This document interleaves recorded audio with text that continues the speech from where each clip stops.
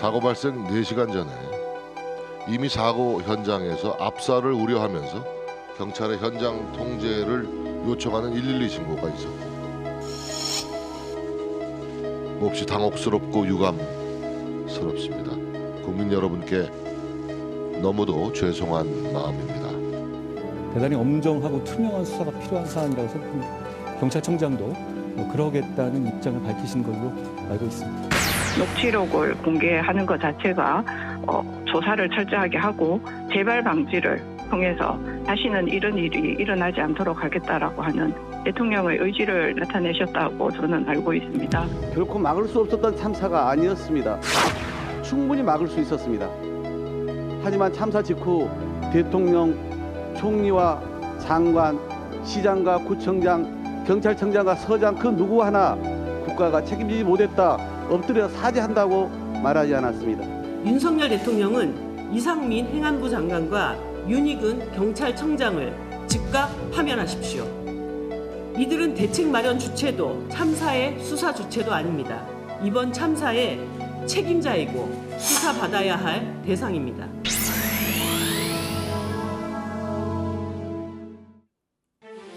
이태원 참사 닷새째 11월 2일 5시 정치부회의 시작하겠습니다. 이태원 참사 얘기를 하기 전에 오늘 국민 안전과 관련된 또 하나의 대형 이슈가 있습니다.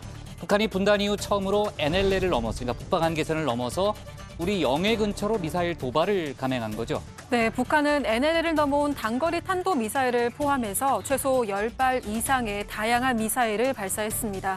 이로 인해 오늘 오전 울릉도 지역에는 주민 대피를 위한 공습 경보가 내려지기도 했는데요. 윤 대통령은 긴급 NSC를 주재하고 실질적 영토 침해 행위라고 지적하며 엄정 대응을 지시했습니다. 네, 우리 군이 바로 맞대응에 나선 거죠.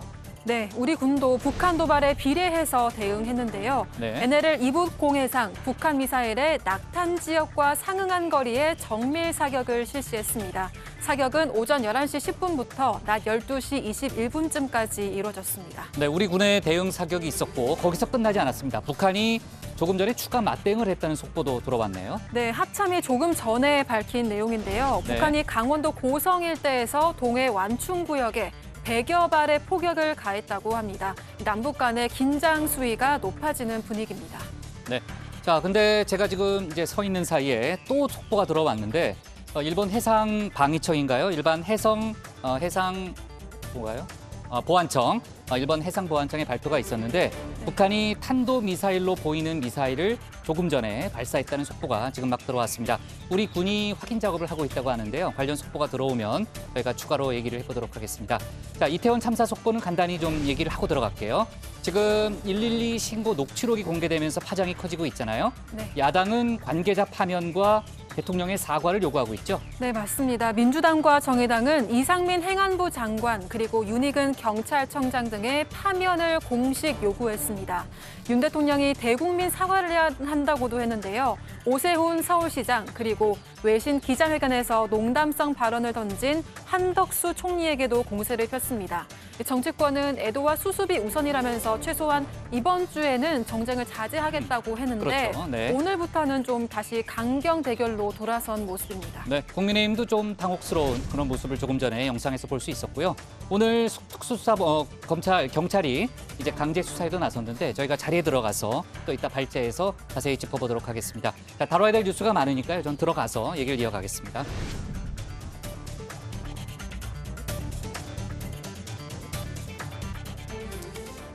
네, 오늘 회의는 유 실장 박마커, 또 유채커 조멘토 백반장, 김현숙 수어통역사, 정치부의 예청자 정의원분들과 함께하겠습니다. 유채커 나가서 이제 발제 준비하면 되고요. 오늘도 속보 실시간 반영하면서 열어놓고 회의를 진행하겠습니다. 자, 제가 조금 전에 이제 서서 이야기를 했는데 일본 해상보안청의 발표가 있었습니다. 북한이 바로 조금 전에 탄도미사일로 보이는 미사일을 추가 발사했다는 그런 속보가 있었고요. 또 오늘 하루 종일 또 북한의 도발과 우리 군의 맞대응이 이어진 하루였습니다. 저희가 뉴스픽에서 이제 관련된 내용을 짚어보겠지만 지금 상황이 워낙 긴박하게 돌아가기 때문에 제가 앞에서 전문가 분으로부터 좀 현재 상황을 어떻게 봐야 되는지 좀 얘기를 듣고 가는 게 좋을 것 같습니다. 김용영 동국대 북한 학과 교수가 지금 이제 연결이 돼 있는데요. 몇 가지 질문을 드리겠습니다.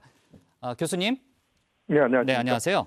자, 북한이 분단 이후 처음으로 NLL 이남에 이제 미사일을 발사하는 이제 그런 일이 일어났는데 네. 울릉도를 겨냥했다고 봐야 됩니까?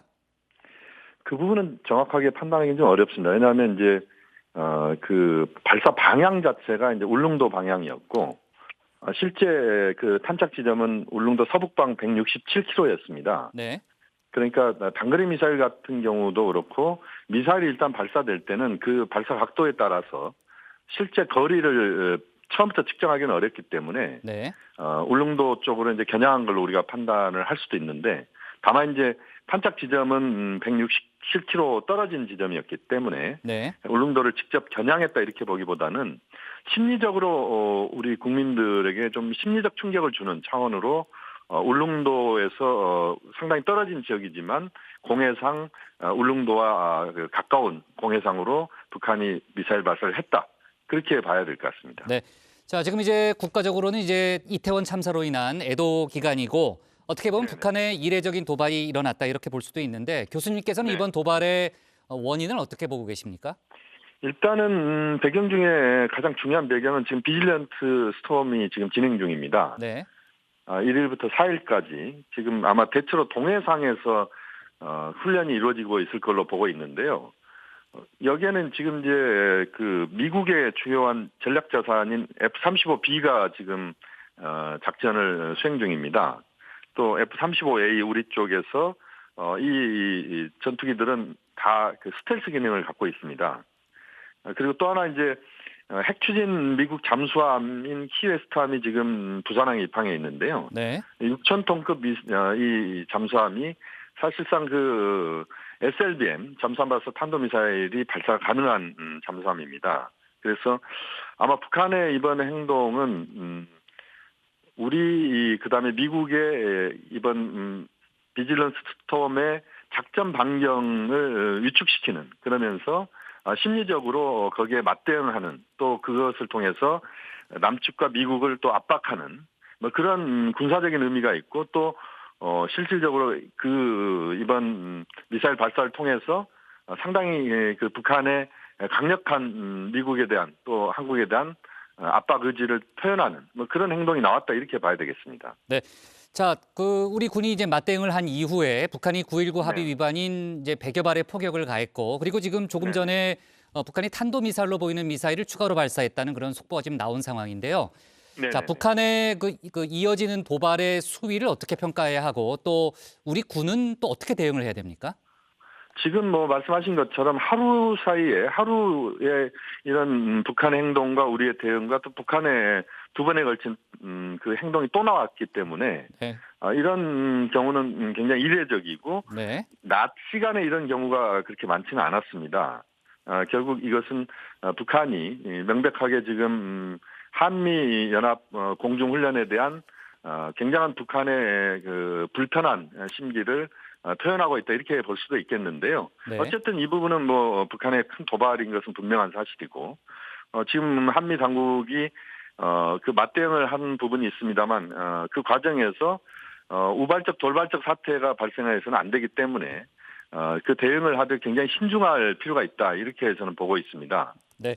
자, 우발적인 충돌을 막아야 되는데 이제 신중해야 되겠지만 조금 더 어떻게 좀 시스템적으로 그 우발적 충돌을 막을 수 있는 방안이 없습니까? 뭐 현재로서는 지금 이제 북한의 행동과 한미의 맞대응 이게 강대강의 대결 구도를 형성을 하게 되면 네. 그 과정에서는 그것을 중화시킬 수 있는 그런 요소들을 찾기는 좀 쉽지는 않습니다.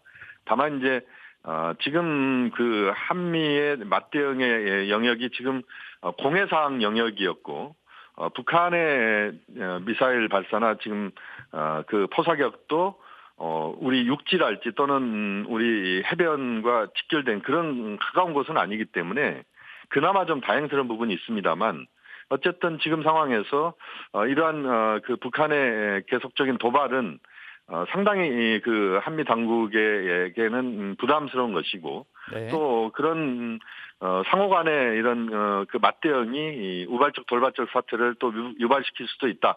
이런 점에서는 굉장히 북한의 지금부터 북한이 굉장히 상황 자체를 신중하게 자제할 필요가 있는 뭐 그런 상황이다 이렇게 저는 평가하고 있습니다. 네, 마지막 질문 짧게만 드리겠습니다. 7차 핵실험 네. 가능성 높게 보십니까? 현재로서는 저는 반반이라고 봅니다. 특히 이제 북한이 전술핵 실험의 가능성을 열어놓고 있는데 우크라이나 사태가 여전히 지금 진행 중에 있고 또 북한의 전술핵 실험이 국제적인 관심을 촉발시키는 수준 자체가 그렇게 높지 않을 것이다. 뭐 이런 점에서 현재로서는 저는 그 가능성의 영역을 그렇게 반반으로 보고 있습니다. 네, 자 여기까지 말씀 듣도록 하겠습니다. 지금까지 김용현 북한학과 동국대 북한학과 교수였습니다. 말씀 고맙습니다. 네, 감사합니다. 네. 자, 저희가 잠시 후에 또 뉴스픽에서 오늘 벌어졌던 상황 자세히 정리해 보도록 하고요. 오늘 큰 뉴스가 참 많습니다. 이태원 참사 관련해서 또 112 녹취록이 공개되면서 지금 정치적 파장이 큰데요. 서둘러서 가도록 하겠습니다. 유한울의 뉴스픽 5부터 오늘의 정치부회의 출발하겠습니다.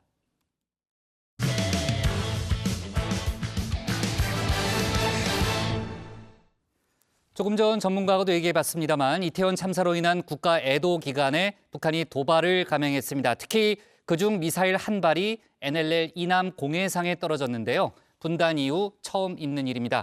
북한의 도발 계속 이어지고 있는데 관련된 내용을 뉴스픽5에서 짚어보겠습니다. 네, 5시 하면 다정해 정혜연들의 뉴스 큐레이터 울체커입니다. 수요일의 뉴스픽5 바로 시작하겠습니다. 네, 오늘 준비한 소식은요. 분단 뒤 처음, 눈물의 이별, 과밀의 일상화, CPR 열풍, 아소 방안입니다.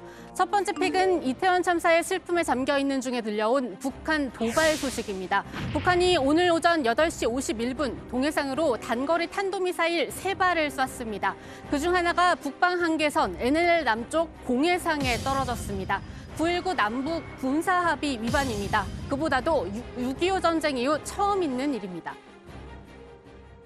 이번 북한 미사일 발사는 분단 이후 처음으로 NLL 이남 우리 영해 근접에 떨어진 것으로 매우 이례적이고 결코 용납할 수 없음.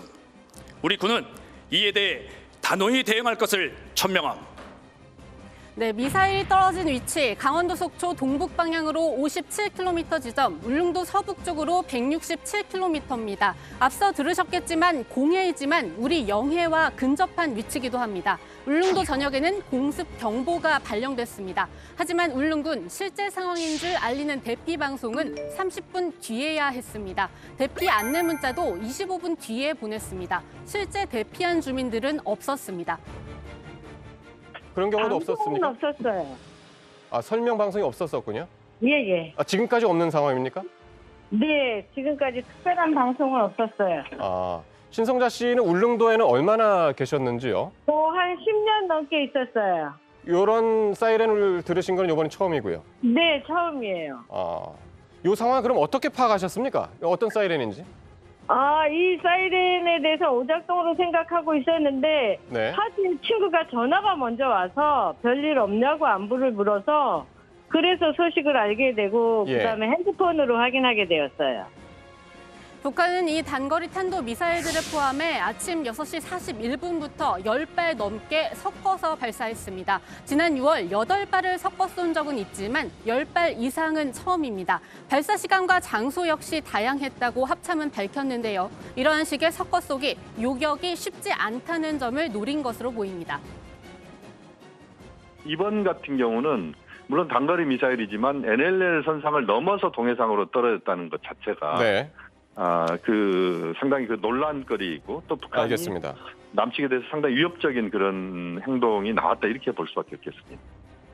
네, 윤석열 대통령은 곧바로 긴급 국가안전보장회의 NSC를 소집했습니다. 그리고 직접 주재했습니다. 취임 뒤 2번째인데요. 그만큼 이번 도발 엄중한 상황이라고 본 겁니다. 미사일에 의한 실질적인 영토 침해 행위다. 윤 대통령 이렇게 지적했습니다.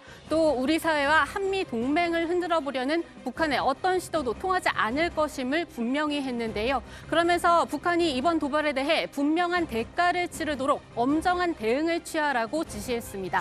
우리 공군은 곧바로 공대지 미사일 3발을 쐈는데요. NLL 북쪽의 공해상, 북한이 딱 도발해온 만큼의 거리에 정밀 사격을 실시했습니다. 북한은 그런 우리 동해 완충구역에 포 100여 발을 쏘는 등 도발을 이어가고 있습니다. 긴급 NSC에 참석한 당국자들, 북한이 우리의 국가 애도 기간의 도발을 감행했다는 사실에 한층 더 강한 규탄 쏟아냈습니다.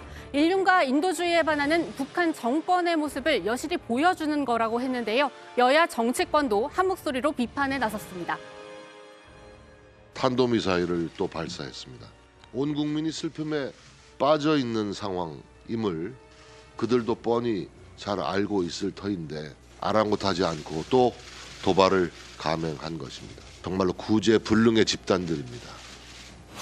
북한의 군사 도발로 얻을 수 있는 것은 아무것도 없다는 것을 다시 한번 엄중하게 경고합니다. 끝없는 고립의 길로 걸어들어 가겠다는 것이 아니라면 군사 도발을 중단하고 재발 방지를 약속할 것을 강력히 요구합니다.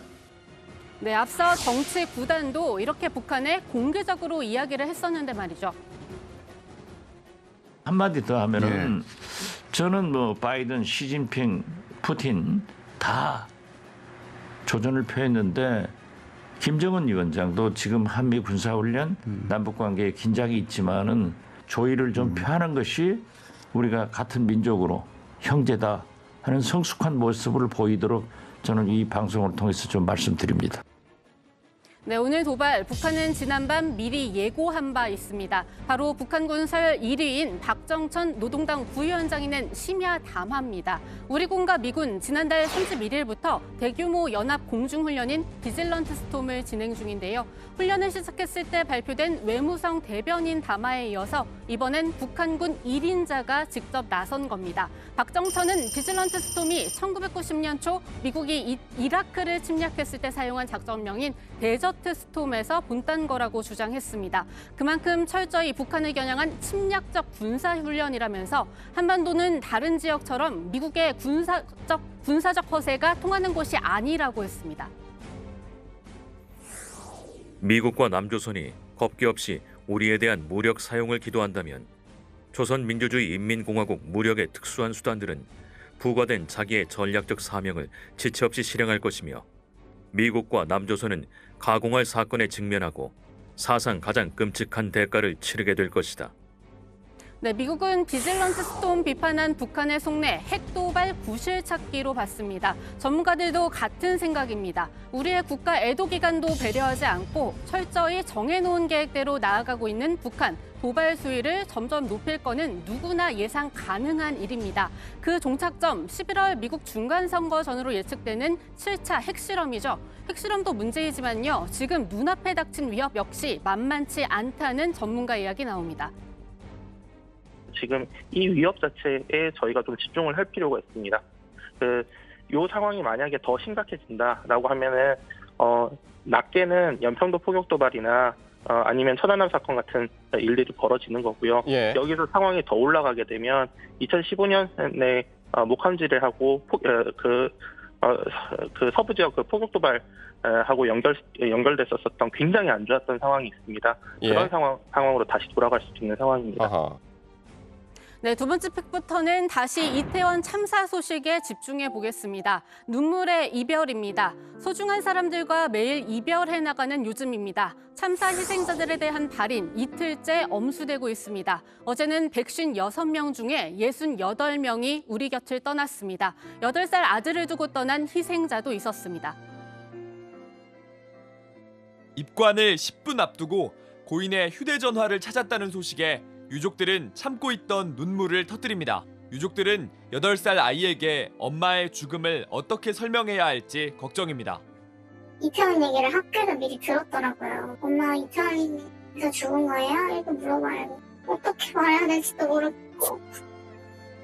네, 사랑하는 사람을 잃은 유족들은 무분별한 비난과 혐오에 마음이 다시 한번 무너져 내립니다. 비난과 혐오보다는 공감과 위로가 중요한 때라고 어제도 말씀드렸는데요. 그렇다면 올바른 공감은 무엇일까요?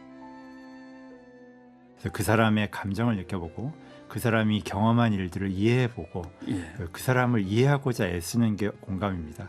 그래야 진정한 위로를 할 수 있습니다. 이를테면 좋은 곳에 가셨을 거예요. 신의 뜻입니다라든지 그러면 그 사람이 이 사태에서 정말 절망의 나락으로 빠져 있는데 유가족이 그것이 신의 뜻이라는 걸 어떻게 받아들일 수가 있겠습니까? 지금 당장. 그래서 오히려 그 사람의 입장에 서보고 얼마나 참담하고 얼마나 큰 상실감에 빠져 있는지 느낀다면 그 사람 옆에 말없이 앉아서 손을 잡아주는 것만으로도 그 사람의 진정한 공감과 위로를 전달할 수 있을 것입니다.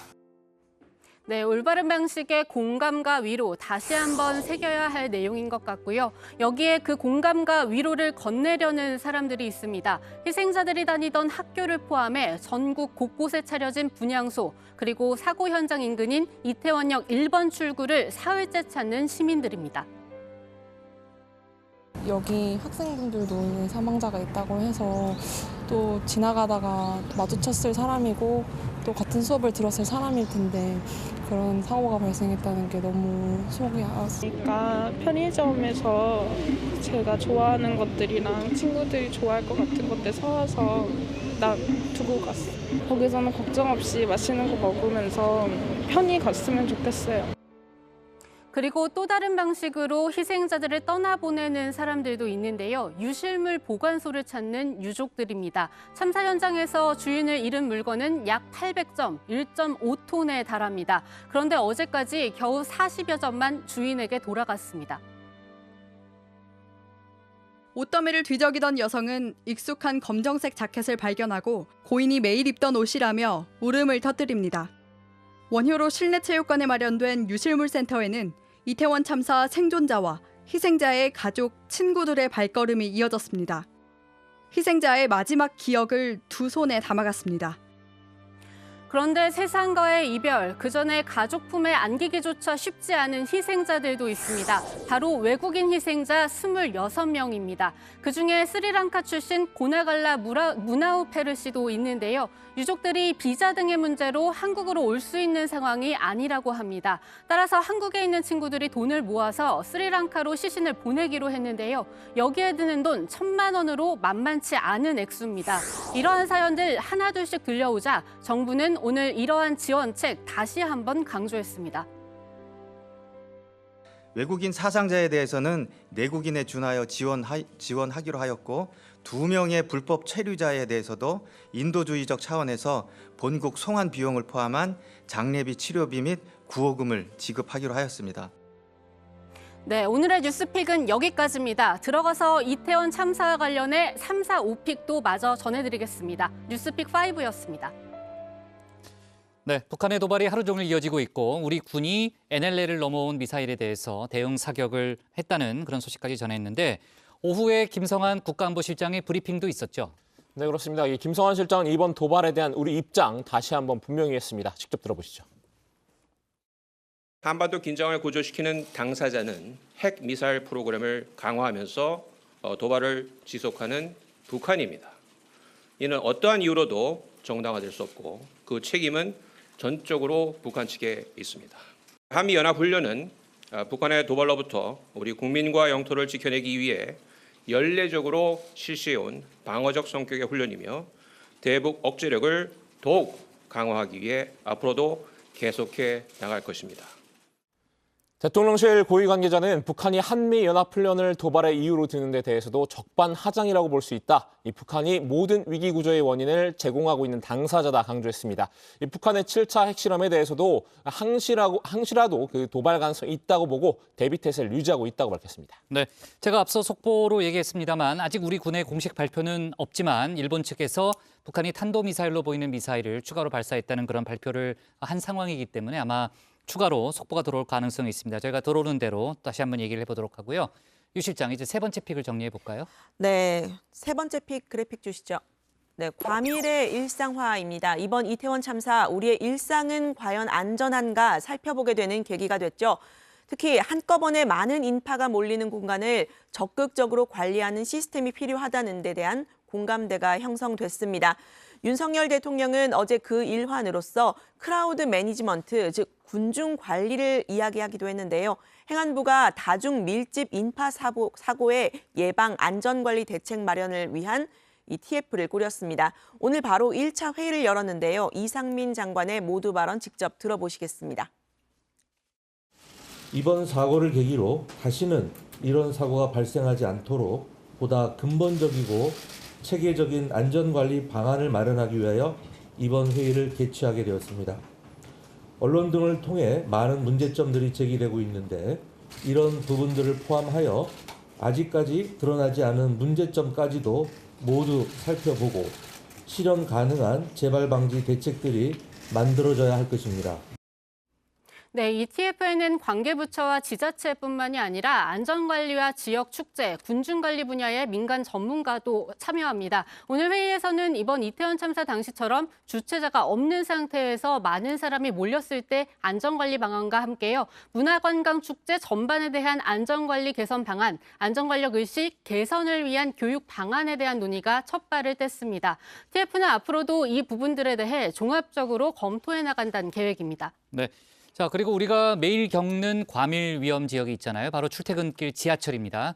지옥철이라는 얘기도 있는데 서울시가 긴급 점검에 들어간다는 입장을 밝혔죠. 네, 그렇습니다. 서울시가 서울교통공사와 함께 혼잡도가 높은 지하철역을 대상으로 현장 분석에 착수하겠다고 밝혔습니다. 이 백호 도시교통실장은 신도림역과 사당역, 종로 3가역 그리고 이 대표적인 지옥철로 유명한 9호선 주요 역사를 예로 들면서 이 역사들은 늘 이용하는 시민들이 불안감을 느낀다. 이 분석해서 이동 동선과 안전시설 보강, 대피공간 확보 등의 사업을 빠르게 추진할 계획이라고 설명했습니다. 네.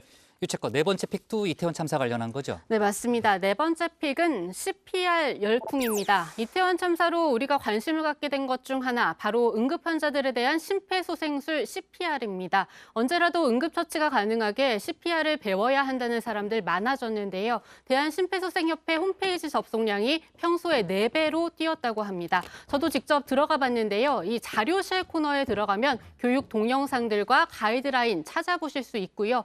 또 대한적십자사에도 교육 문의가 이어지고 있습니다. 이와 함께 현재 1년에 2시간이 전부인 학교에서의 CPR 체험 기회, 시간도 더 늘리고 교육을 강화해야 한다는 목소리도 나옵니다. 네, 자 좋습니다. 마지막 픽 정리해보죠, 조멘토. 네, 마지막 픽 키워드 주시죠.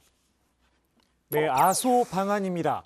윤 대통령이 오늘 오후 아소다로 일본 자민당 부총재를 접견합니다. 이태원 참사 수습에 따라 대통령 일정도 수시로 바뀌고 있는 만큼 언제 만나는지 사전에 공지된 상태는 아닌데요. 한일 의원 교류를 위해 한국을 찾은 아소 부총재를 만난다는 겁니다. 일본 정부는 아소 부총재가 기시다 총리의 특사 역할이 아니다. 친서를 지참한 것도 아니다. 일단 선을 그었죠. 이번 접견을 계기로 한일 정상회담이 성사되는 게 아니냐 이런 관측이 나오기 때문인데요. 아소 부총재, 이번 이태원 참사에 대해 기시다 총리가 보낸 애도의 뜻을 윤 대통령에게 전달할 걸로 보입니다. 또 강제징용에 대한 이야기도 빠지지 않을 거라는 관측입니다. 네, 일단은 이태원 참사에 대한 애도의 뜻을 전하는 게 목적이지만 자연스럽게 이제 한일 관계 얘기가 나올 수도 있다는 얘기군요. 자, 유채커, 오늘은 원픽 어떤 걸로 꼽을 겁니까? 네, 오늘의 원픽은 이렇게 잡아봤습니다. 북한 애도기간 도발 감행, 그대로 되갚은 우리 군.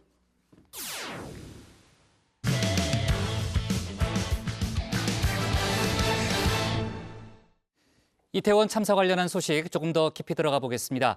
참사 당일 위험을 감지한 시민들의 112 신고가 잇따랐지만 경찰의 대응은 없었습니다. 구체적인 신고 내용이 공개되면서 이때만 대응했어도 참사를 막을 수 있지 않았겠느냐는 안타까움, 또 분노가 쏟아지면서 파장이 커지고 있습니다. 경찰 특수본은 오늘 서울경찰청과 용산경찰서, 또 구청 등을 압수수색하며 강제 수사에도 나섰는데 관련 내용을 유정아 상황실장이 정리했습니다. 한시가 급한 상황, 지나가던 시민들도 앞다퉈 나섰습니다. 들 것을 함께 밀고 평소 배워둔 심폐소생술을 실행하며 한 사람이라도 살리기 위해 힘을 보탰습니다. 턱없이 부족한 경찰과 구조 인력을 대신해 상인들도 나섰습니다. 사람들이 통제가 안 되니까 거기 있던 이제 펜스랑 차단문 같은 거 다른 가게들 것까지 빼와서 거기 사람들 통제하고 있었고.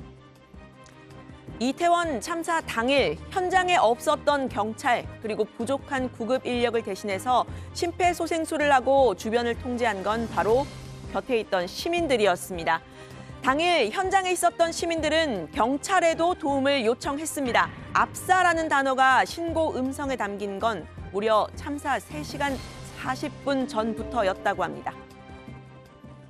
이태원 세계 음식거리 그 골목에서 내려오시는 인구가 또 밑에서 얼마나 많은 인구가 올라오고 있는지를 모르고 서로 그냥 부딪히는데 구호를 외치면서 못 올라오게 했었거든요. 그 당시에도 벌써.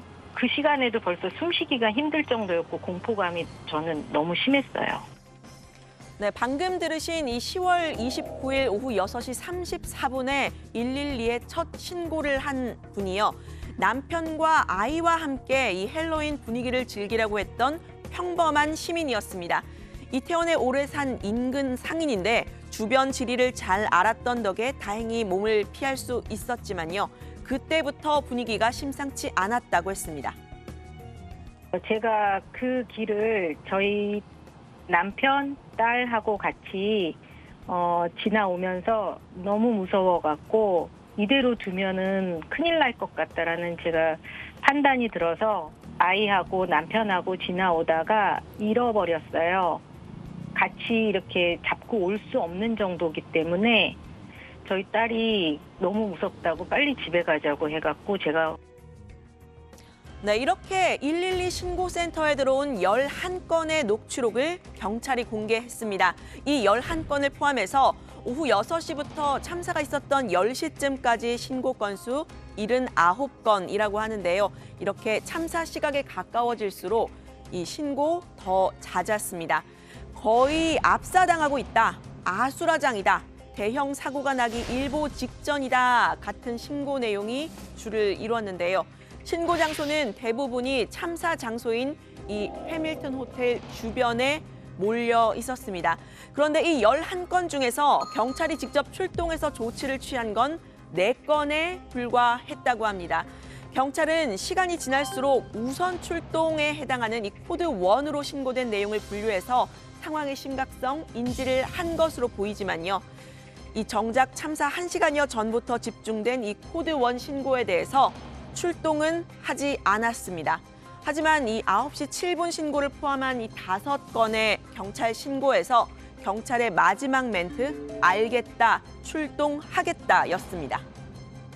1시간이 지나고 1시간 반이 지났어도 지원 어떤 경찰이나 이런 부분들이 이루어지지 않았어요. 그래서 답답한 부분은 젊은 친구들이 막 어깨 메고 이렇게 나오는데 경찰이나 이런 부분들이 통제를 빨리 진행을 돼서 왔었더라면 하는 안타까움이 너무 심하게 들었고 화도 많이 났어요. 네, 경찰에 신고한 시민들은 아주 적극적이었습니다. 신고자가 진짜 심각하다 이렇게 했지만 아 그래요? 이렇게 돌아오는 경찰의 무심한 대답에 영상을 찍어 놓은 것도 있는데 보내드리겠다 이렇게 말을 하기도 했고요. 경찰이 정확한 위치를 알 수 있도록 위치 추적에 동의를 하고 또 일방통행을 할 수 있게 통제를 해달라 구체적으로 해결책을 제시하는 모습도 보였습니다. 하지만 경찰은 위치가 어디냐, 상호명을 좀 불러달라, 이태원 몇 번 출구인지 구체적으로 좀 말을 해달라 이런 말들을 반복했는데요. 이 신고를 했던 때가 바로 오후 9시 10분 경찰이 공개한 8번째 신고의 내용입니다. 지금 제가 공개해드린 이 3건의 신고 모두 경찰의 출동 없었습니다. 초동 대응에 실패했다. 경찰청장이 직접 나서서 인정한 이유로 풀이가 됩니다. 결국은 살릴 수 있었던 사람들을 살리지 못한 사고였음이 이제 드러난 것이죠. 여기에 대한 이제 책임 소재를 따져야 되는 것은 물론이려니와 지금 정부에서는 어제서야 이 문건을 발견을 하고서야 사과를 일제히 한 것으로 보여집니다. 네, 문제는 이런 시민들의 적극적인 신고에 경찰이 혹은 우리 정부가 어떻게 대응했느냐 하는 점입니다.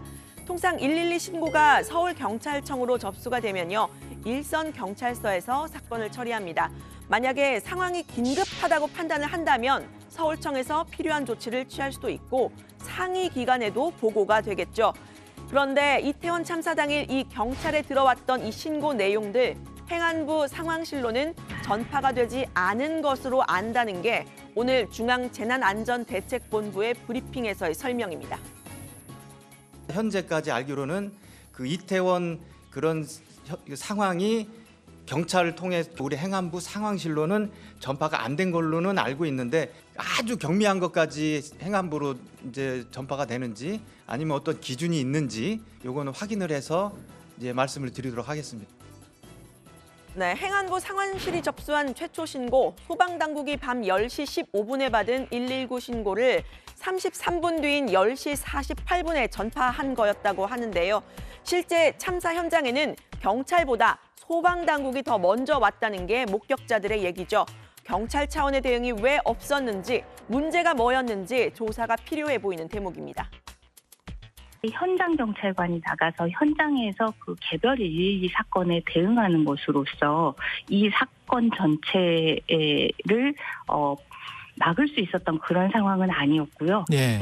역부족인 상황이었고요. 사전에 경찰청장 그리고 서울경찰청장이 대위하고 그리고 당일날 처음 신고가 들어와서 혼잡이 극심하다라는 그러한 내용이 알려졌을 때라도 그때라도 대비를 했었어야 되는 그런 상황입니다. 네, 이 경찰의 혼잡 상황 관리가 중요했던 이유요. 이미 사람들이 한 대 뒤엉키고 난 뒤에는 개인 차원에서 할 수 있는 일은 거의 없었기 때문인데요.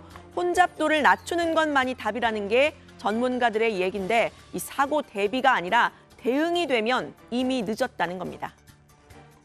요새 뭐 방송에 보면은 뭐 가슴을 손으로 막아라라고 하는데 예. 그건 말도 안 되는 얘기입니다. 그건 됩니까? 정말 한두 명에 의한 압박을 받았었을 때나 좀 유효할 거란지 내 의지와 상관없는 그런 보행이 이루어지면 미리 자기 보호적인 자기 방어적인 행동으로 빠져 나와야 되는 겁니다. 네, 다만 일선 경찰서에서는 이 상황 도저히 감당할 수 없었다는 주장도 나왔습니다. 이태원 파출소 직원 A씨는 경찰 내부망에 글을 올렸는데요. 압사가 우려된다는 112 신고 매년 헬로윈과 크리스마스 때마다 있었고 또 파출소 직원 20명은 최선을 다해 근무를 했지만 역부족이었다라고 한 겁니다. 현장 대응이 미흡했다고 인정한 윤희근 경찰청장에 대해서도 어떤 점을 근거로 그런 발언을 했느냐 정면 비판을 했는데요. 기동력 지원을 요청했지만 받지 못했다고도 했습니다. 용산 경찰서나 파출소 정도의 어떤 인력으로는 부족했을 거예요. 지휘 구하지 않았을까 싶거든요. 아하. 뭐 자기가 다 혼자 다 소화할 수 있는 그게 안 되니까 네. 아마 지휘를 구했을 거예요. 근데 그때 어느 선에서 어느 단계에서 왜 묵살이 됐는지 묵살된 거 아닙니까? 지금 묵살됐으니까. 네, 참사 당시 혼잡 상황을 관리할 수 있는 기동대 하나도 배치가 되지 않았죠. 그날 경비 인력들은 대부분 도심 집회에 배치가 됐었다는 게 이상민 행정안전부 장관의 설명입니다. 경찰이나 소방 인력이 미리 배치함으로써 해결될 수 있었던 문제는 아니었던 것으로 지금 파악을 하고 있고요. 또 어제 잘 아시다시피 서울 시내 곳곳에서 여러 가지 소요와 시위가 있었기 때문에 이런 곳으로 경찰 경비 병력들이 좀 분산됐던 그런 측면은 있었습니다. 경비 병력의 상당수는 이 광화문 이쪽으로 배치가 돼 있었고요. 네, 이런 대응이 부족했다는 지적에 대한 이 경찰을 비롯한 당국의 해명은요. 헬로윈 행사를 주최한 주최 측 없었다는 겁니다. 오늘도 같은 입장을 되풀이했습니다.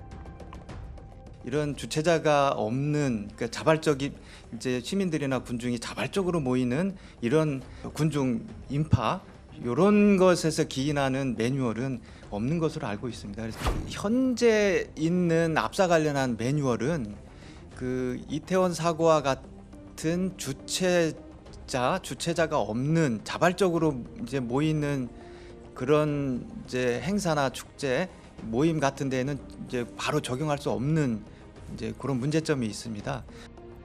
네, 이 매뉴얼이 없었다는 것, 결국 법적으로 행사에 개입해서 국민들을 통제할 권한이 없었다 이런 설명인데요. 경찰청법 5조에 따르면 극도의 혼잡이나 위험한 사태가 있을 때는 억류하거나 피난을 시킬 수 있다라는 주장, 전직 경찰들에게서부터 나오고 있습니다. 대통령실에서 법적 제도적 권한이 없다는 것은 그건 무지의 수치입니다. 경찰관 직무집행법을 알지도 못하고 하는 소리예요. 그래서 차라리 입을 다 다물고 있든지 그런 매뉴얼이 없느니 뭘 주최 측이 없느니 뭐 법적 제도적 권한이 없느니 그 국민들의 분노만 더 키울 뿐이지 않습니까? 네, 경찰청 특수수사본부는 오늘 오후에 이 서울경찰청, 용산경찰서와 용산구청 등 8곳을 압수수색하면서 본격적인 강제 수사에 나섰는데요. 관할 경찰서인 용산경찰서장은 오늘 대기 발령되기도 했습니다. 일각에서는 경찰이 경찰을 셀프 감찰 혹은 수사한다 이런 지적도 나오고 있죠. 한동훈 법무부 장관은 대형 참사는 검찰이 직접 수사할 수 없다라고 말을 했습니다. 검수완박, 즉 검찰 수사권 축소 때문에 수사가 한계가 있다 이런 취지로 말을 했는데 직접 들어보시죠.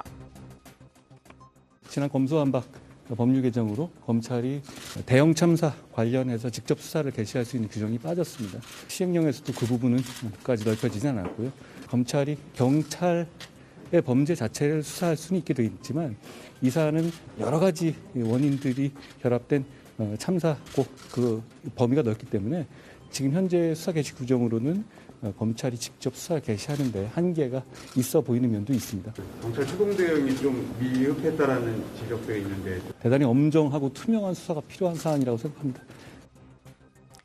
네, 지금의 이 추모의 시간이 끝나고 나면 추궁의 시간이 올 수 있다 이런 이야기 나오고 있죠. 지금도 관계 기관장들의 거취 문제 거론이 되고 있는데 관련 소식 잠시 후에 정치 인사이드에서 살펴보도록 하겠습니다. 오늘 발제는 이렇게 정리합니다. 압사당할 것 같다. 참사 직전 쏟아진 112 신고 외면한 경찰. 출동도 재난 상황실 전파도 없었다. 네, 오늘 경찰청 특수본이 용산경찰서와 경찰청 등 8곳을 이제 압수수색했다는 그런 얘기를 했고 또 조금 전 나왔던 속보가 이임재 용산경찰서장을 이제 대기 발령했다는 그런 속보를 유 실장이 얘기했는데 유 실장이 발제하는 동안에 추가로 속보가 하나 나왔습니다. 이임규 용산경찰서장이 대기 발령됐는데 새로 용산서장이 임명이 됐습니다. 임현규 경찰청 재정담당관이 용산경찰서장에 임명됐다는 그런 속보가 지금 막 들어왔습니다. 자, 아무튼 뭐 관련된 수사 또 뭐 조치가 좀 상당히 속도감 있게 좀 진행이 되고 있는데 자, 지금 이제 112 신고 녹취록이 공개되면서 지금 파장이 커지고 있습니다. 저희가 정치 인사이드에서 짚어보겠지만 정치적 파장도 지금 상당히 큰 상황인데 자, 대통령실에서 언제 사건을 파악했는지 이 부분도 지금 이제 관심거리라는 거죠. 네, 그렇습니다. 이태원 참사 관련해서 경찰 보고가 언제 대통령실로 갔느냐 이 질문이 많았다면서 오늘 대통령실에서 브리핑을 했는데요. 결론부터 말씀드리면 대통령실에서 참사 관련 보고를 받은 건 사고 발생 38분 뒤인 소방청을 통해서였다고 합니다. 경찰의 보고는 언제였느냐는 질문이 이어지자 대통령실 관계자는 즉답을 피했는데요. 이 브리핑이 끝난 뒤에 대통령실은 추가 공지를 했습니다. 10월 30일 새벽 0시 5분에 경찰청으로부터 상황 보고를 받았다 이렇게 밝혔는데요. 앞서 있었던 브리핑 내용도 직접 들어보시겠습니다. 모두 알고 계신 것처럼 지난 10월 29일 밤 10시 15분에 사고가 발생했습니다. 이어 38분 뒤인 밤 10시 53분 소방청 상황실에서 대통령실 국정상황실로 사고 내용을 통보합니다. 사고 상황을 확인한 국정상황실장은 밤 11시 1분 윤석열 대통령께 사고 발생 사실을 보고합니다. 이후 대통령은 사고 내용과 사상자 발생 가능성 등을 보고받고 현장 대응 상황을 점검한 뒤 밤 11시 21분 첫 지시를 내립니다. 네, 윤 대통령의 첫 지시는 행안부 장관 중심으로 피해 시민에 대한 신속한 구급과 치료가 이루어질 수 있도록 해달라 이런 내용이 포함이 됐는데요. 이후 밤 11시 54분경에 부상자 보고가 들어오자 복지부의 의료 긴급 체계를 신속히 가동하라고 지시했다는 게 이재명 대통령실 부대변인의 설명입니다. 다만 지금은 이상민 행안부 장관의 여러 발언들 때문에 책임론이 좀 커지고 있죠. 경질설까지 나오고 있는데 윤 대통령은 누가 얼마나 무슨 잘못을 했는지 철저한 감찰과 수사 진행 상황을 지켜보겠다 이렇게 말을 했다고 합니다. 경찰이 112 녹취록까지 공개를 하면서 고강도 감찰을 예고한 상황 등을 좀 지켜보겠다는 겁니다. 네. 자, 윤희근 경찰청장은 이제 일선의 대응이 미흡했다고 했고 아까 이제 류 실장이 얘기했지만 일선에서는 인력 지원은 안 해주고 사실상 꼬리 자르기를 하는 거 아니냐라는 그런 불만의 목소리가 상당히 높다고 또 하더라고요. 자, 아까 이제 그 경찰 수사 얘기를 했습니다만 그 하루 만에 그러니까 청장이 입장을 밝히지 하루 만에 여러 곳을 압수수색했네요. 네, 그렇습니다. 경찰청 산하에 설치된 경찰특별수사본부 오늘 오후 2시부터 서울경찰청 등 8곳에 대해서 강제 수사에 착수했습니다. 정확히 말씀드리자면 이 서울경찰청과 용산경찰서, 그리고 용산구청, 서울시 소방재난본부, 서울종합방재센터, 그리고 용산소방서, 서울교통공사, 다산콜센터, 이태원역인데요. 이 참사 당일 112 신고 관련 자료와 헬로윈 경비계획 문건 등이 대상이 됐습니다. 특수본은 참사 전 4시간 동안 11건의 신고를 받은 담당 경찰관들이 직무상 책임을 다했는지, 이 각급 지휘관과 근무자들의 조치가 적절했는지 등을 살펴볼 계획입니다. 네. 당연히 이제 경찰 지도부부터 또 일선까지 고강도의 감찰과 수사가 이루어져야 될 텐데, 당일 경찰의 대응이 미흡했던 이유에 대해서는 여러 가지가 언급되고 있죠. 네, 그렇습니다. 이상민 장관은 앞서 당일 도심 집회에 경찰력이 많이 배치가 됐다 이렇게 밝힌 바가 있죠. 그 외에도 참사 당일 이태원에 배치된 경찰 137명은 대부분 성범죄나 마약 단속 등을 위한 사복경찰들이었다고 하는데요. 참사가 일어나기 몇 분 전인 당일 밤 10시쯤 경찰은 30분 뒤부터 이태원 일대에서 마약 단속을 하겠다는 내용을 기자단에 공지하기도 했습니다. 관련 지적 직접 들어보시죠.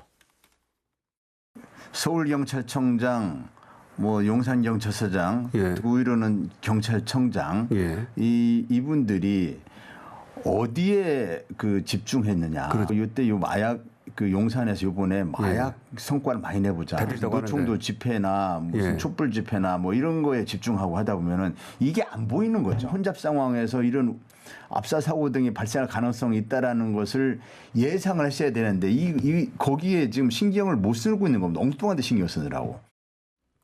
네.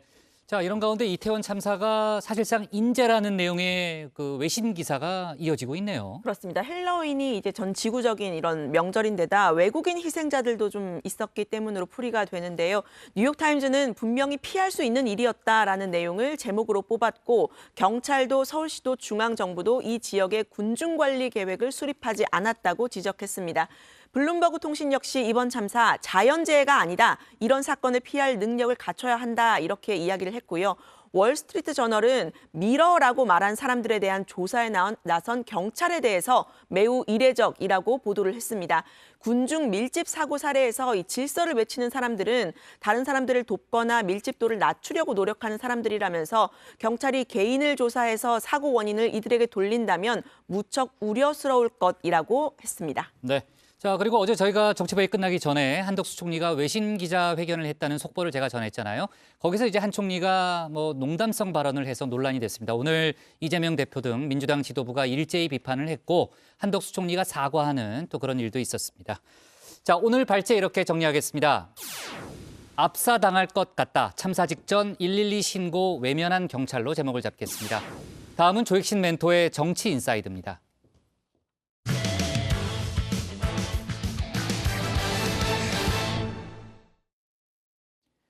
네, 이태원 참사 소식 이어가겠습니다. 조금 전에 저희가 녹취록 얘기를 했는데요. 녹취록이 공개되면서 이상민 행안부 장관과 윤희근 경찰청장에 대한 책임론이 커지고 있습니다. 야당에서는 오늘 즉각 파면하라고 촉구했는데요. 국민의힘은 사고 수습이 먼저라면서 일단은 선을 그었습니다. 다만 여권에서도 문책을 피하기는 어렵다는 쪽으로 분위기가 바뀌고 있습니다. 관련 내용을 정치 인사이드에서 정리했습니다.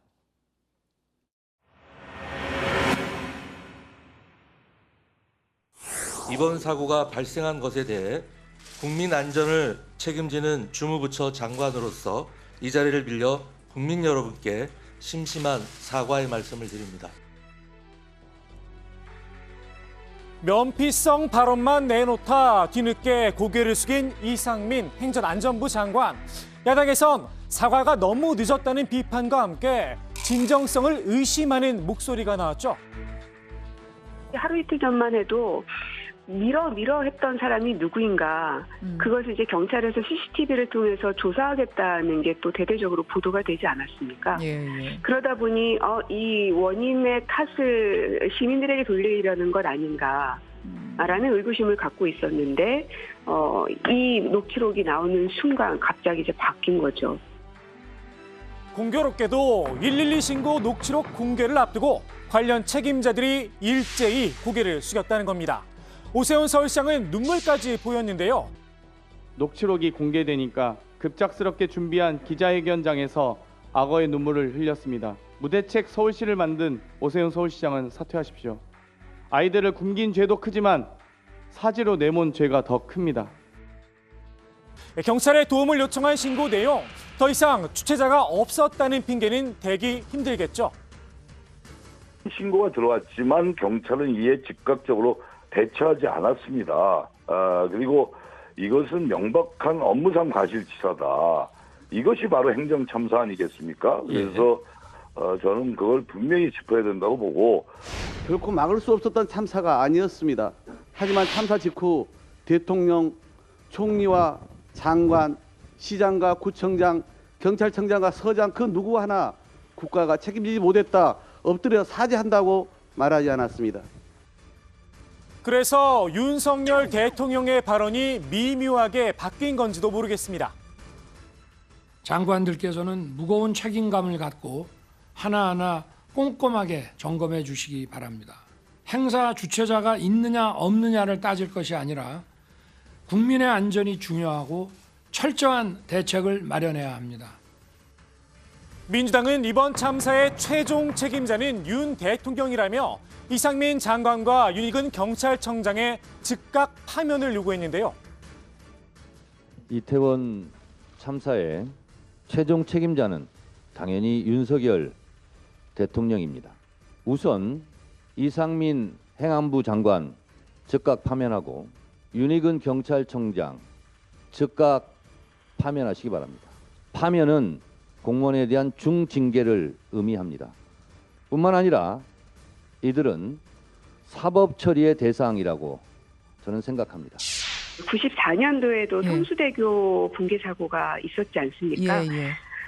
그 당시에 제가 기록을 찾아보니까 국무총리가 당일날 사의표명을 한 바가 있습니다. 그리고 서울시장도 문책성으로 경질된 바가 있고요.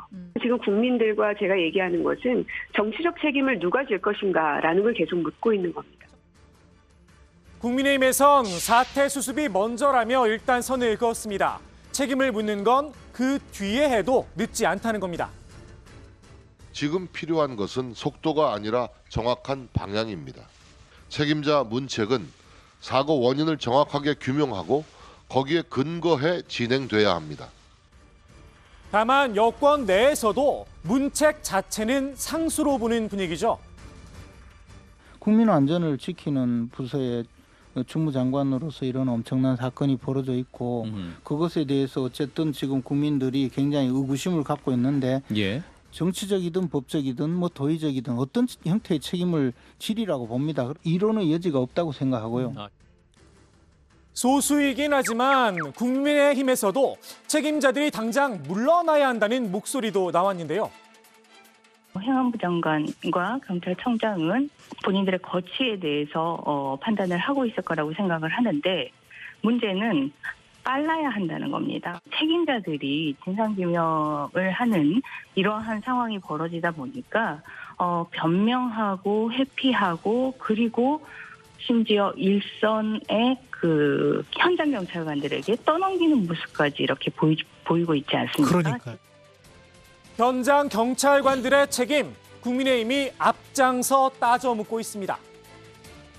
4번이나 현장에 출동했던 경찰의 현장 판단이 왜 잘못됐는지, 기동대 병력 충원 등 충분한 현장 조치가 왜 취해지지 않았는지 그 원인은 반드시 밝혀져야 합니다. 그리고 응당한 책임을 물어야 합니다. 112에 대해서 대처하는 것은 온전히 경찰들이 해야 될 몫이다. 왜냐하면 경찰이라는 조직은 우리 국민의 안전과 생명, 치안을 담당하는 조직이지 않습니까? 네네. 경찰이 제대로 대처하지 못한 부분에 대해서는 저는 경찰서장, 뭐 이런 분들도 저는 그 책임에서는 자유로울 수 없다 이러고. 이번 사태의 본질, 사전에 아무런 대비 계획을 세우지 못한 책임자들에게 있는데도 말입니다.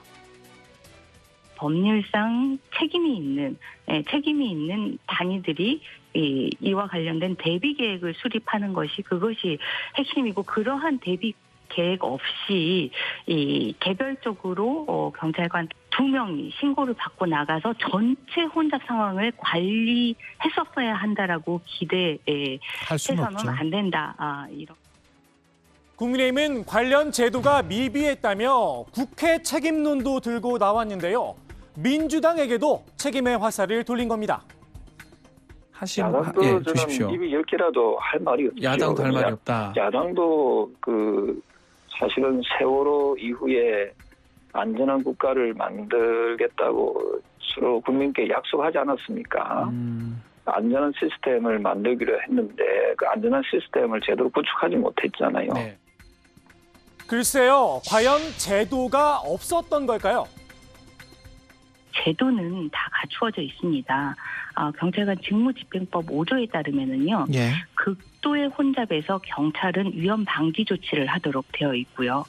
그리고 재난 및 안전관리 기본법은 행안부 장관은 사고로부터 국민의 안전을 보호하도록 하고 있고 이를 위해서 지자체장을 총괄 조정하도록 하는 그런 법률적인 제도적인 뒷받침이 다 되어 있는 상황입니다.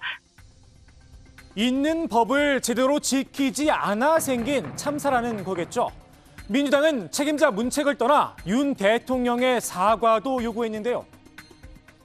온 국민이 지금 슬픔에 쌓여 있고 그리고 우리의 청년들이 희생을 당했는데 거기에 대해서 아니야 지금은 진상규명이 먼저야라고 하는 말로는 그거는 국민들이 납득하기 어려운 표현이죠. 예. 대통령이 충분히 사과를 하셔야 되고요.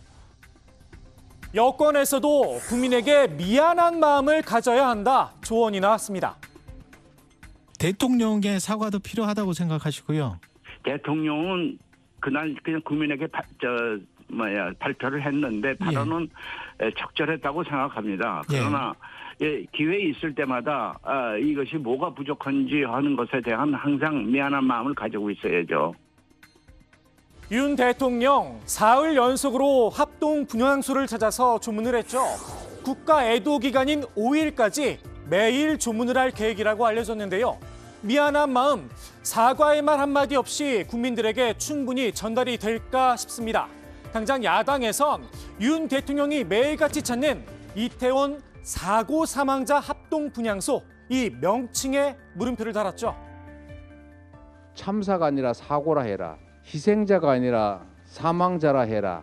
거기에 더해서 영정사진 붙이지 마라. 위패 생략해라. 지금 희생자와 부상자들이 또 그 가족들이 울부짖는 이 와중에 이게 무슨 큰 일이라고 공문에다 써서 전국의 지방정부와 공공기관에 지시를 합니까?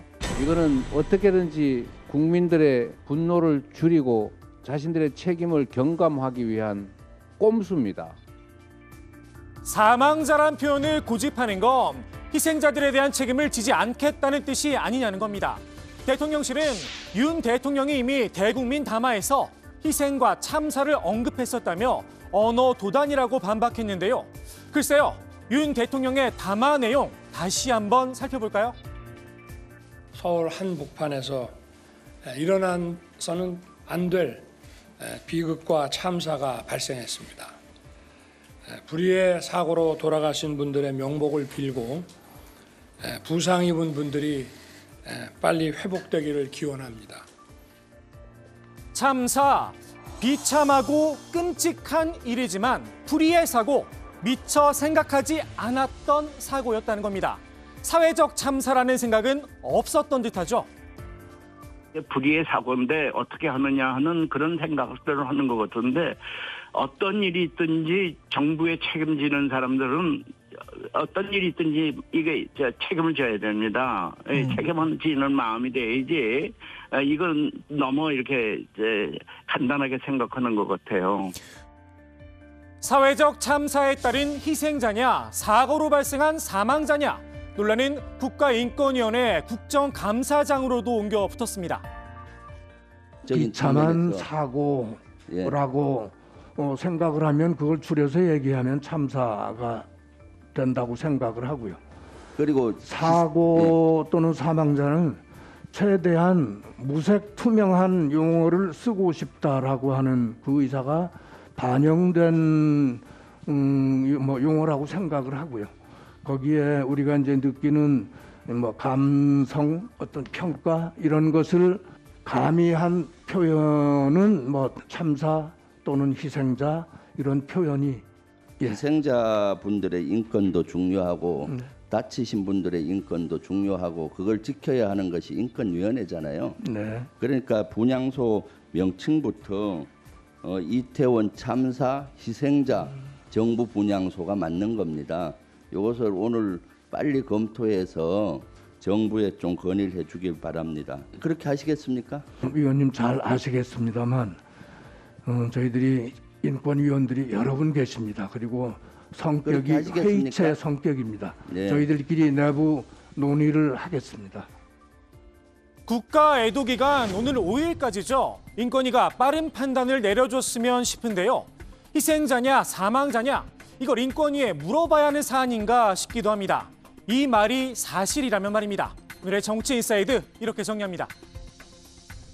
이번 사건이 참사로서 지금 사망하신 분들이 희생자라는 점에 대해서 대통령께서도 인정한 부분이고 그 부분에 대해서 달리 그 오해될 만한 부분이 있다면 정부가 앞으로 그런 오해 받는 지점이 있다는 것을 잘 알고 잘 대처해 나갔으면 좋겠습니다. 네, 국민의힘도 오늘 분위기가 좀 바뀌었습니다. 책임질 건 져야 한다는 그런 입장을 분명히 하고 있는데 지금 야당 측의 특위 구성도 제안한 상황이죠. 네, 그렇습니다. 정진석 비대위원장은 책임을 어디에도 미루지 않겠다면서 애도 기간이 끝나는 즉시 여야와 정부, 전문가들이 참여하는 이태원 사고 조사 특별위원회 구성을 제안했습니다. 조영 원내대표 역시 112, 119 신고 녹취록을 듣고 많은 국민들이 충격을 받고 분노하고 있다면서 애도 기간이 지나면 원인 규명과 그에 상응하는 책임 추궁이 불가피할 것으로 보인다고 말했습니다. 민주당은 국정조사의 필요성을 언급하고 있네요. 그렇습니다. 박홍근 원내대표는 국정조사 추진 가능성에 대해서 국회에 주어진 모든 책무를 우리로서는 다할 수밖에 없다면서 그건 전적으로 정부가 어떻게 하느냐에 따라서 달라질 것이라고 했습니다. 또 우리는 모든 가능성을 열어놓고 고민할 것이다 이렇게 밝혔는데요. 박성준 대변인도 경찰이 수사의 주체이면서 수사의 대상이 되고 있다. 수사가 미흡하면 국정조사의 대상도 될 수 있다 강조를 했습니다. 정의당은 아예 국정조사를 추진하겠다고 나섰습니다. 이은주 원내대표는 민주당과 집권 여당인 국민의힘도 진상규명, 국정조사에 적극 협조하라고 요구했습니다. 네, 민주당과 정의당이 이제 국정조사 주장을 하고 있고 정의당 이정미 대표는 윤 대통령의 사과를 공식 요구했죠. 네, 그렇습니다. 이정미 대표는 윤석열 대통령은 국민의 생명과 안전을 책임져야 할 국가 최고 수장으로 국민 앞에 사과해야 한다면서 이 요구는 최소한의 요구라고 밝혔는데요. 이 진정한 애도와 재발 방지는 분명한 책임을 묻는 것부터 시작돼야 한다는 겁니다. 이 대표는 이상민 행안부 장관과 윤익은 경찰청장의 즉각 파면도 요구했습니다. 이들은 대책 마련 주체도 수사 주체도 아니라면서 이번 참사의 책임을 지고 수사받을 대상이라고 날 세웠습니다. 네, 자 오늘의 정치인사이드 이렇게 정리하겠습니다. 녹취록 공개 염두, 일제히 사과, 이상민 파면대 수습으로 제목을 잡겠습니다. 다음은 박준우 마커의 주민입니다.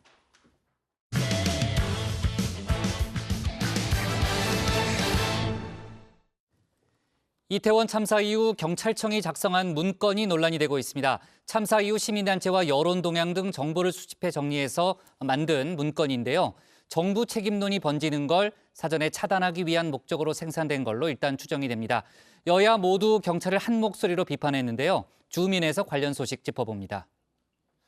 주민, 원래는 인물을 다룬 뉴스지만 오늘은 두 개의 텍스트에 포커스를 맞춰볼까 합니다. 제가 각각의 임의로 이름을 붙여봤는데요. 먼저 주민해볼 텍스트의 이름은 청개구리입니다. 경찰청이 참사 이틀 만에 특별 취급, 대공개와 전파 금지란 표시까지 써가며 시민단체와 언론 동향을 보고한 사실이 밝혀진 것입니다. 해당 문건엔 세월호 이후 최대 참사로 정부 책임론이 확대될 경우 정권 퇴진 운동까지 끌고 갈 대형 이슈라고 적시했습니다. 이태원 헬로윈 참사 발생 이틀 뒤인 지난달 31일 경찰이 생산한 문건이 논란을 낳고 있습니다. 우선 내용부터 살펴볼까요? 이 시민단체와 여론 동향 등의 정보를 수집해 정리한 문서인데요. 해당 문건의 원래 제목, 정책 참고 자료입니다. 이 세 가지 목차로 나눠 이번 참사의 파장을 분석했습니다. 정부 부담 요인, 그리고 주요 단체 등 반발 분위기, 마지막으로 온라인 특이 여론순인데요. 특히 두 번째 목차에서 이 시민단체들의 내부 분위기와 움직임을 세부적으로 파악한 게 눈에 띕니다. 경찰은 진보 시민단체들이 이 세월호 이후 최대 참사로 규정하고 정권 퇴진 운동으로까지 끌고 나갈 수 있다고 우려를 나타냈는데요. 한국여성단체연합을 콕 집어 정부의 반여성 정책 비판에 활용하는 방안을 검토 중이라고 적기도 했습니다. 해당 단체가 이 여성 희생자가 많았던 점을 거론을 하면서 반정부 여론을 조성할 가능성을 점친 겁니다. 여성단체 연합은 당장은 여성 안전 문제를 본격 꺼내들긴 어렵지만 추후 여가부 폐지 등 정부의 반여성 정책 비판에 활용할 것이라는 검토 중이다. 네네. 이거는 그냥 발표된 내용이라든가 그런 거를 통해 가지고 알 수 있는 내용이 아니거든요. 누군가 관계자를 내부 관계자를 접촉을 해서 그들로부터 들은 내용이 기록되어 그렇죠. 있는 내용입니다. 예. 언론 동향도 세심히 살폈죠. 이 정부 책임론 관련 보도량까지 집계했는데요. 이 9건에서 108건으로 대폭 증가했다면서 이 정부 책임론이 앞으로 더 부각될 소지가 있다라는 의견을 따랐습니다. 이 문서 형식으로 미뤄봤을 때 대통령실 등 상부 보고용으로 만든 것으로 보이는데요. 이 문제가 된 건 내용과 전달 대상이라기보다 행위 그 자체였습니다. 지금 이태원 사고로 이태원 참사로 인해서 온 국민이 슬픔에 빠져 있는데 경찰이 그것을 수습할 것인가 어떻게 수습할 것인가라고 하는 거를 총력을 집중해도 모자랄 이 시기에 네. 시민단체 등을 내부 사찰하고 돌아다니다라고 하는 것은 국민들이 도저히 용납할 수 없는 행위라고 보여집니다. 경찰관 직무집행법에 따르면 경찰은 이 공공안전과 질서 유지에 관한 정보를 수집하고 작성할 수 있습니다. 하지만 과연 지금이 그럴 때냐에는 의문이 뒤따르는데요. 이 공공안전을 위한 정보를 수집해야 할 때는 사실 참사 발생 전 112 신고가 쏟아질 때였죠. 저 위에 얼마나 많은 사람들이 정체돼 갖고 꼼짝도 못 하는데 1번 출구에서 어마어마한 인구가 올라와서 그 골목으로 올라가는 걸 보니까 이제 끔찍한 생각이 들어서 전화드렸습니다. 그때 112에. 정작 정보 수집 활동이 필요한 시점에는 손 놓고 있더니 이제 와서 뒤늦게 엉뚱한 정보나 수집하고 있다는 비판이 나왔는데요. 경찰이 사전도 아닌 사후에 그저 정부 비판 여론을 관리하기 위한 정보 수집에나 열을 올리고 있다는 겁니다. 여당 역시 경찰의 이런 청개구리 같은 행태에 동의할 수 없었나 봅니다.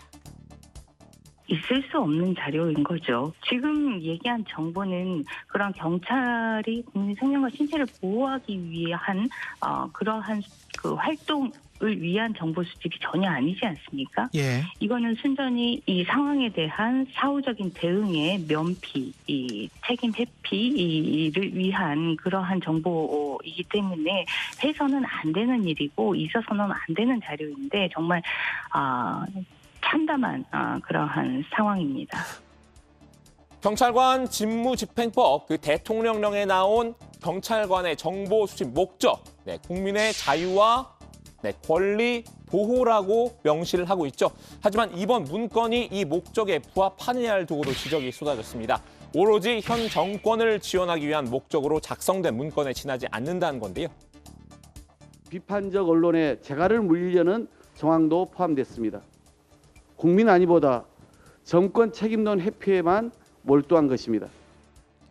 결국 경찰청장이 국민 앞에서 고개를 숙인 진위까지 의심을 받게 됐죠. 사과 역시 더 이상 정부 책임론이 부각되는 걸 막기 위해 면피성으로 한 게 아니냐는 의구심인데요. 그런데 이제 어제 경찰청장이 이번 참사에 대해서 경찰의 대응이 미흡했다는 점이 있었다고 이제 발표를 했습니다. 그 상황에서 경찰이 사고 수습보다 정치적 공격을 차단하기 위한 보고 문건을 작성했다는 점은 누가 보더라도 적절했다고 보기는 어려울 것 같습니다. 이것은 앞에서는 이 진상규명을 명확하게 하고 수사를 제대로 하겠다고 하고 뒤에서는 정보 문건을 만들어서 이런 부분은 정말 이중적 태도가 아닌가 이런 거에 몹시 분노하지 않을 수가 없습니다. 여기에 사찰 문제도 도마 위에 올랐습니다. 이 진보와 보수를 가리지 않고 시민단체 관계자와 직접 접촉해 내부 동향을 파악했다는 점이 논란이 됐는데요. 이거는 경찰의 정책 참고 자료인데 사실상 정치 사찰입니다. 여론 동향, 진보단체 시민운동 동향 이거를 저는 사찰했다는 의혹을 강하게 제기합니다. 다만 명백한 정치 관여나 사생활 침해로 단정하긴 어렵다는 시각도 있습니다. 이 세월호 참사 당시 경찰의 사찰이 문제가 되면서 규정이 생겼죠. 경찰의 정보 수집 범위가 대통령령에 구체적으로 정해져 있는 건데요. 이 규정에 비춰 봤을 때 이번 문건의 성격이 사찰이라고 판단하기엔 애매하다는 겁니다. 이 경찰 관계자도 개인 사찰이라면 문제가 될 수 있겠지만 이 문건의 내용은 다 구글링 검색을 하면 나오는 수준의 정보라고 해명을 했습니다. 자, 이제 다음 텍스트로 넘어가 볼까요? 이번 텍스트의 제목은 지몬미인데요. 드디어 이 청담동 룸바 게이트의 직접 목격자였었던 첼리스트가 비록 트윗이긴 하지만 트윗을 통해서 이제 세상 밖으로 목소리를 내기 시작했습니다. 민주당 김의겸 의원과 유튜브 채널 더 탐사가 통화 녹취록을 통해 윤석열 대통령과 한동훈 법무부 장관의 심야 술자리 의혹을 제기했었죠. 이후 김 의원이나 더 탐사가 추가 증거를 못 내놓고 있는 상황인데요. 이 통화 녹취록의 당사자인 첼리스트가 더 탐사에 연락을 해왔다고 합니다. 조금 지켜주실 수 없었나요? 라는 원망이 담긴 내용입니다. 일단은 본인이 이 남자친구하고의 통화 녹취가 이제 그 본인이 이제 전혀 마음의 준비가 돼 있지 않은 상태에서 공개가 돼서 상당히 많이 당혹스러운 것 같아요. 그래서 이제 저에 대해서도 원망도 있는 것 같긴 한데. 더 탐사 강진구 기자가 이 첼리스트에게 먼저 문자를 보냈다고 하는데요. 언제쯤 세상 밖으로 나오실 건지 많은 사람들이 땡땡 씨를 기다리고 있습니다. 누군가는 떨고 있겠지만 이란 짧은 메시지입니다. 그러자 돌아온 첼리스트의 답변, 바로 이거였습니다. 저는 원래 강 기자님 팬이에요. 유튜브 구독까지 하고요. 그런데 이번에 제가 올바르지 못한 의도의 A의 제보를 거부했을 때 조금도 제 의사를 존중하지 않으신 것에 대해 제가 많이 불편하게 됐습니다. A는 제 옛 남친이라기보다는 스토킹에 적합한 사람이고 그와의 법적 절차가 먼저이고 지금 진행 중입니다.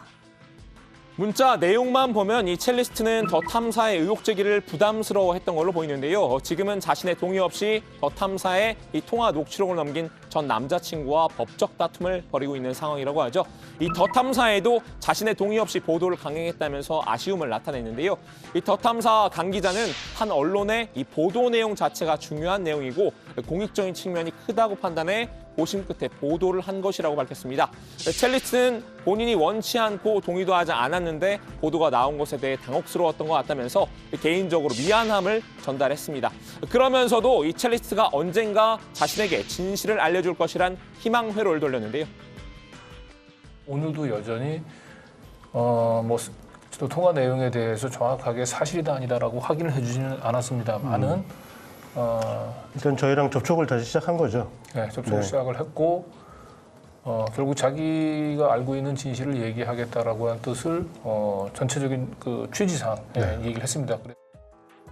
사실 첼리스트가 더 탐사의 취재에 응한다고 해도 그의 말이 진실일지는 알 수 없는데요. 이 첼리스트가 자신의 발언 외에 술자리 의혹을 뒷받침할 증거가 더 있는지도 미지수입니다. 거짓말이라 보세요. 아니, 거짓말해서 너무 아프겠죠, 마음이. 그리고 막 지금 자기 이 거짓말 때문에 일이 막 일파만파로 커지니까 어찌할 바를 몰라서. 근데 어떻게 이렇게 구체적인 거짓말을 해요? 너무 구체적이던데. 그래 소설 잘 쓰는 분들이 있잖아요. 자, 오늘은 이렇게 두 개의 텍스트를 집중적으로 살펴봤는데요. 오늘 주빈 한마디는 영화 속 한 장면으로 가름하겠습니다. 우리가 돈이 없지 가오가 없어? 응? 수갑 차고 다니면서 가오 떨어질 짓 하지 말자. 네. 자, 경찰 정책 참고 자료 문건의 파장이 커지고 있는데 국민의힘 내부에서도 비판의 목소리가 나오고 있습니다. 안철수 의원 같은 경우에는 경찰청장의 파면, 경질을 요구했네요. 네, 그렇습니다. 안철수 의원은 경찰청의 이태원 참사 당시 대응과 이후 정책 참고 자료 문건 생산 논란에 들면서 윤익은 경찰청장의 즉각 경질을 촉구했습니다. 이상민 행정안전부 장관의 자진 사퇴도 주장을 했는데요. 이 장관과 윤 청장 동시 문책을 주문한 건 여당 의원 가운데 처음입니다. 안 의원은 페이스북에 보도를 보면 일부 시민단체가 내부 회의를 통해 대응 계획을 논의 중이라는 사실까지 적혀 있는데 사실상 사찰로 볼 수 있는 일이다라고 지적을 했습니다. 그러면서 윤 청장은 즉시 경질하고 사고 수습 뒤에 이상민 장관은 자진 사퇴해야 한다 이렇게 적었습니다. 네, 안 의원은 문책 인사가 지연이 되면 사건이 은폐될 수 있다고 우려했습니다. 서해 공무원 피살 사건 은폐로 당시 해양경찰청장이 구속이 됐고 이번 사고 대응 과정도 언젠가는 다 드러날 것이라고 말을 했는데요. 그러면서 즉시 경질하지 않으면 공직자들에게 잘못된 신호를 줄 수 있다. 자신들 본연의 임무보다 정치적인 대응을 먼저 생각할 수 있는데 있을 수 없는 국가의 불행이라고 덧붙였습니다. 네, 문건에 이제 여성단체가 등장하고 한국여성단체연합이 오늘 성명을 냈습니다. 경찰과 접촉한 사실이 없고 경찰이 거짓 보고서를 만들었다는 그런 주장을 했습니다. 자, 오늘 정치부에는 여기까지 하겠습니다. 저희는 내일도 오후 5시 정각에 다시 찾아뵙겠습니다.